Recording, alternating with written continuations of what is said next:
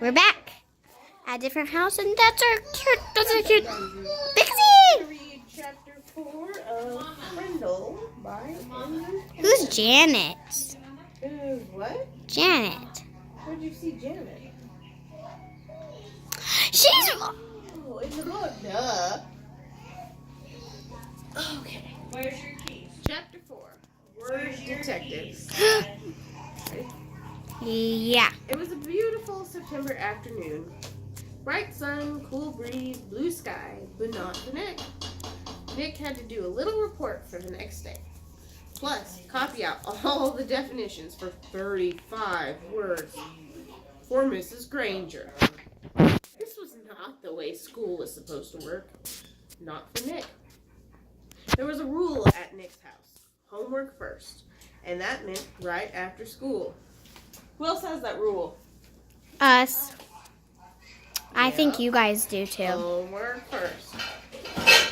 Nick had heard his older brother, James, groan and grumble about this rule for years. Right up until he graduated from high school 2 years ago. And then James wrote home from college after his first semester and said, "My grades are looking great because when I came here, I already knew how to put first things first."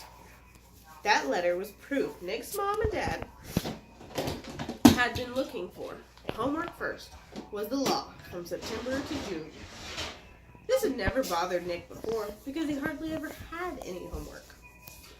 Oh sure, he looked over his spelling words on Thursday nights. There had been a few short book reports in 4th grade. But other than that, nothing. Up to now, schoolwork never spilled over into his free time. Thanks to Miss Granger, those days were gone. First, he looked up the definitions in the brand new red dictionary his mom had bought, because Miss Granger told her to. It took almost an hour. He could hear a baseball game in John's yard down the street, yelling and shouting, and every few minutes the sharp crack of a bat connected with the pitch. But he had a report to do for Mrs. Granger. Nick looked at the very front of the dictionary. There was an introduction to the book called Words and Their Origins. Perfect, thought Nick. It was just what he needed to do his report. It would be all over in a few minutes. Nick could already feel the sun and the breeze on his face as he ran outside to play. His homework all done. Then he read the first sentence from the introduction.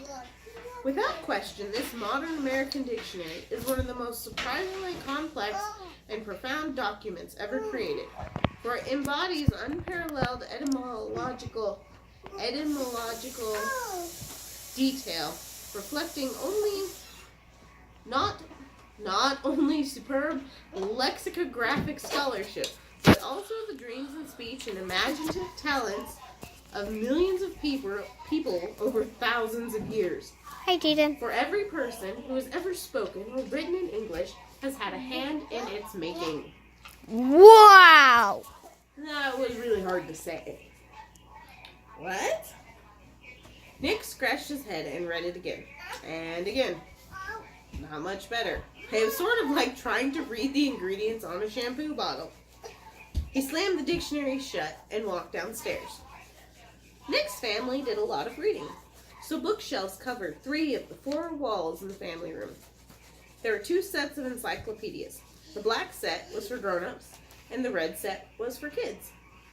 Nick pulled out the D volume from the red set and looked up dictionary. There were 3 full pages, with headings like early dictionaries, word detectives, and dictionaries today. Not very exciting.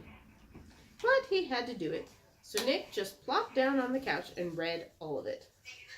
And when he finished with the kids' book, he opened up the black encyclopedia and read most of what it said about dictionaries too. He only understood about half of what he read. Leaned back on the couch and covered his eyes with his arms, trying to imagine himself giving a report on all this boring stuff. He'd be lucky to have 3 minutes worth. But because Nick was Nick, he suddenly had an idea, and it brought a grin to his face. Nick decided that giving this report could actually be fun, and he could make it into something special. After all, Mrs. Granger had asked for it.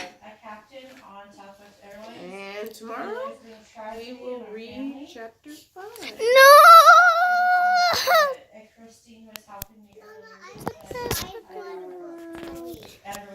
The best book in the world, guys. You can buy it at your nearest bookshop. Or check it out at the libraries for free. I'm not even sure. It's such a good book. Can you move your fingers for a second? April? If you can read that. Best-selling author with over 10 million books in print. Well, then it's a really good book. We have a book from Goodwill that has Frindle on it. Huh, Mom? No, it's by the same author. Yeah, but it says... Well, yeah, it's written by the same author. I don't remember the name of the book, though. Me either. But that's all for today. Bye!